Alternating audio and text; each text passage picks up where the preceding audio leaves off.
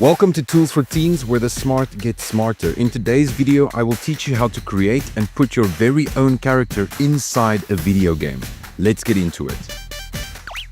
Welcome back to Tools for Teens. This is where the smart gets smarter. And today is a really fun lesson because we're building on what we've learned and we're going to put our own character inside that video game that we've now installed and launched. So inside this arcade development folder, you will see an arcade folder. I'm going to click inside there, and then I'm going to look for the resources folder. Inside the resources folder, you will see assets and then images. And finally, you will see animated characters, which I want you to click inside there and choose female adventurer. Now here you can see that this corresponds with what we have inside the video game. And if you look at the right, you can actually see how the animation occurs as I scroll through these images. So that is what we want to recreate, but with our own character. Okay, so how do we do this? Well, first we need a character. I'm going to choose one of our teenagers in Tools for Teens, and I'm choosing Jessica for this exercise.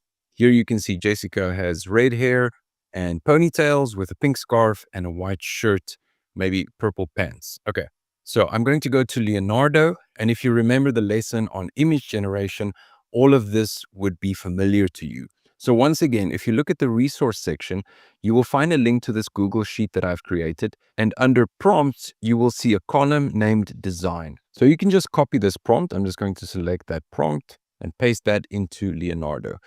Now we have to fill in some of the details. So a captivating insert style, I'm going to go for a 3D render style. And now I have to describe this character a bit with her name.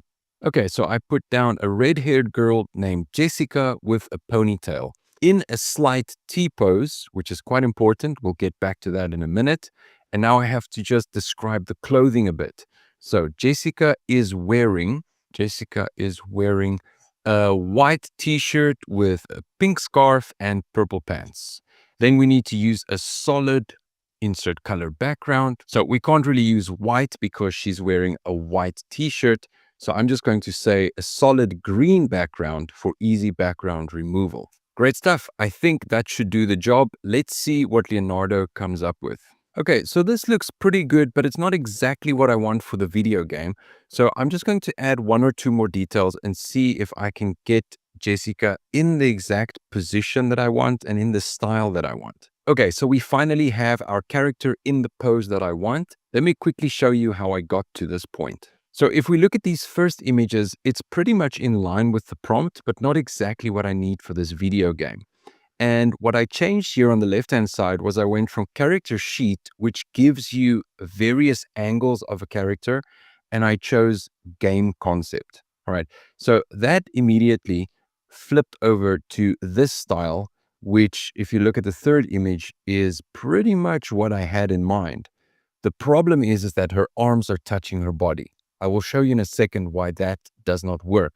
So I needed to guide the AI to make sure that her arms are actually separated from her body. What I needed to do was find a reference image to pose Jessica in this specific position. So I went to Google and I searched for Pixar character design, 3D Pixar model front view, something like that. And I came across this image, which was pretty much the closest to what we want for our character. Then I just had to clean it up a bit, so I gave her a green solid background. So then I came back to Leonardo and I chose this pose image option. And finally, I added a little bit to the prompt. So you will see that I said she's facing forward with both arms in a T-pose, with her arms next to her sides without touching her body, a 3D Pixar style, and it's cute. Okay, and we ended up with this one. Great. So in Leonardo, you can remove the background. Let's see if that works. If not, we're just going to use our clip drop tool. Perfect. I think Leonardo did a great job. I'm going to use this image as is, and we'll go to the next step. So I click download, and I'm saving this image as Jessica front view. So now we get to the next platform. This is really fun. This platform is called Meshy. You can just go to meshy.ai and just create an account. And now you can take any image and turn that into a 3D representation or 3D image. And from there, you can do a lot of things. So we're going to choose the image to 3D option. And now I'm going to upload that image of Jessica into Meshy. Great. So I'm going to name this image Jessica and I'm going to generate. I can see here that it's going to take 10 of my credits to generate this image. Okay, so now Meshy is giving me 4 options from which I can choose. And if I look at the ponytails, I think the first one looks the best. So I'm just going to choose this one. And because I'm on the free plan, I can only choose up to 10K. But I think for this tutorial, we'll be okay. So I'm going to choose generate texture and confirm. It's going to take 10 more credits and about 2 minutes. Let's see what Meshy does with this image. Okay, and it looks like Jessica has now been turned into a 3D character, which looks amazing. And now we want to animate Jessica because we want to get her into the same position as our original video game character. So I'm going to choose the animate option, and then I'm going to rig our character. I'll choose the humanoid option because we're working with a human. So I'm just going to adjust the height a little bit, bring that image down so we can see if we can match that with our character. So I press next, and now we have to place the markers on our character accordingly. So I'm going to start with chin.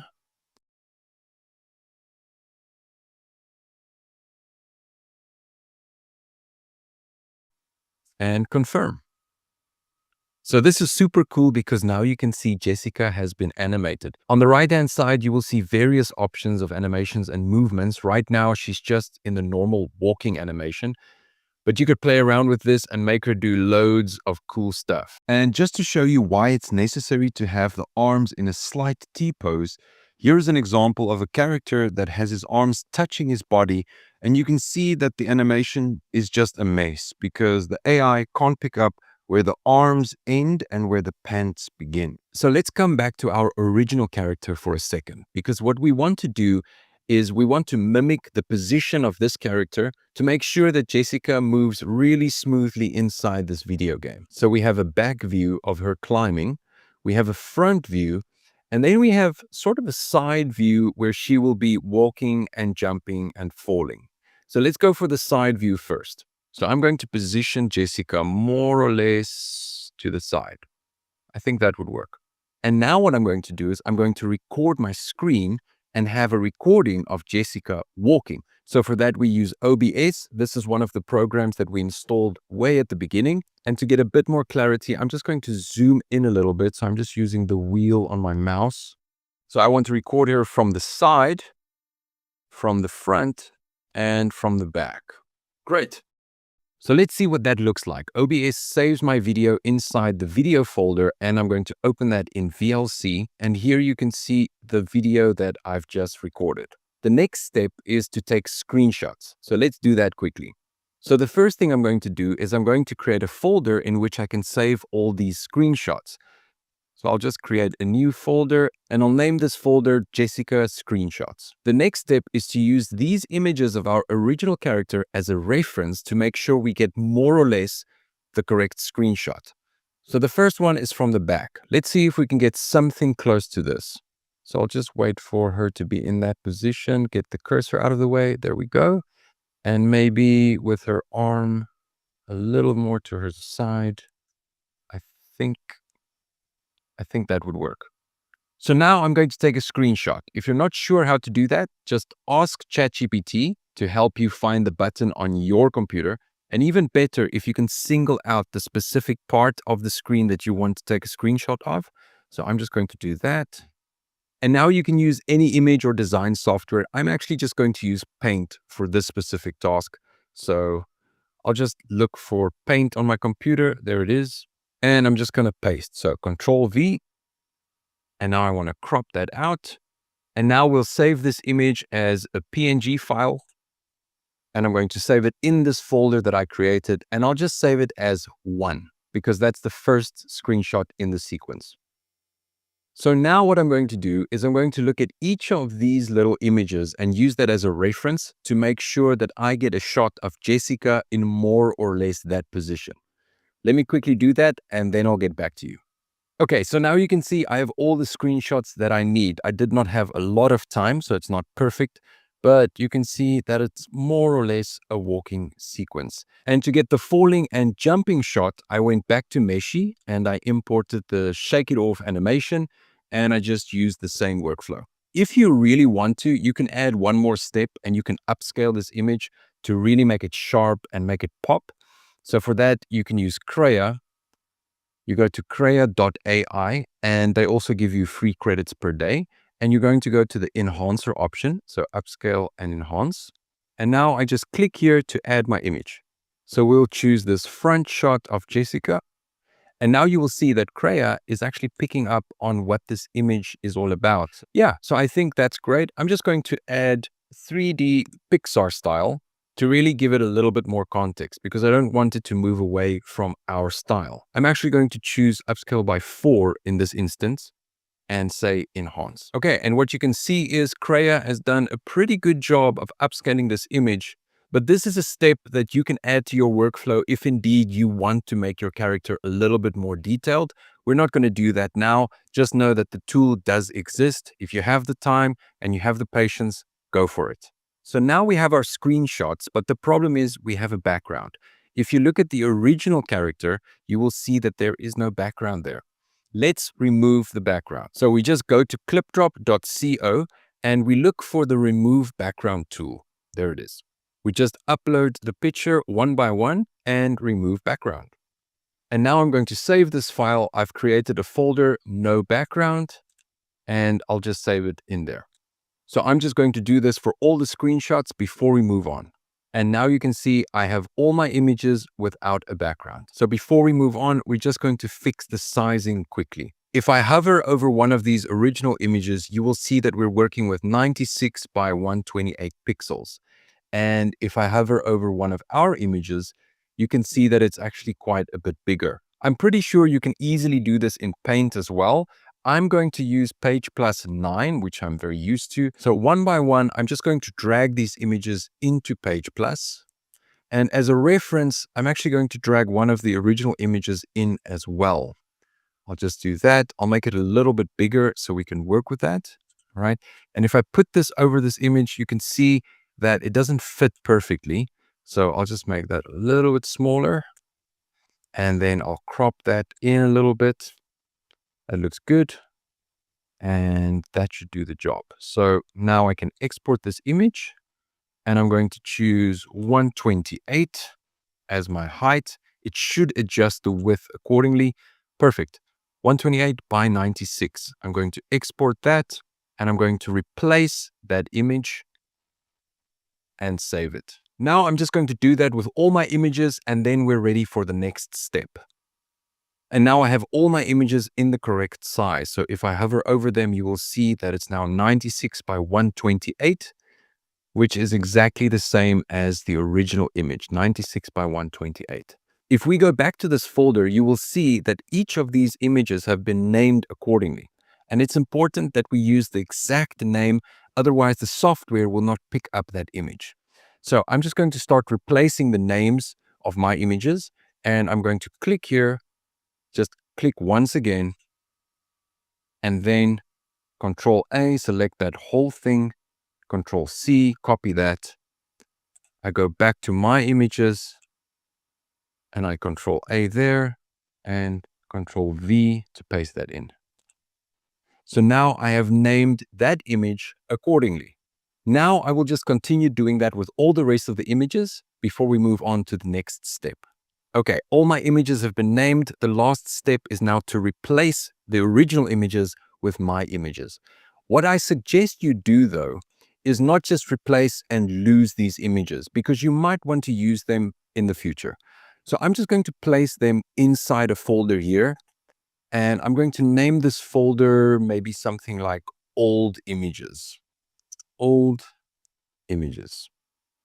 And now I can Control X. I cut all of them out, go inside this folder, Control V, just paste it in there. And now I have separated out the older images. The only thing that's left is to take all of these images and cut and paste them into this folder.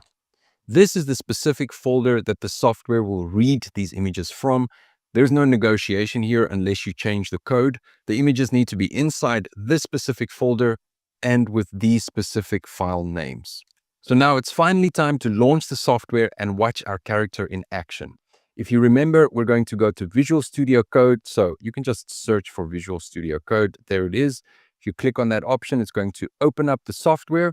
And what we want to do is make sure that we're in this arcade folder that in the last lesson, I showed you how to import the folder.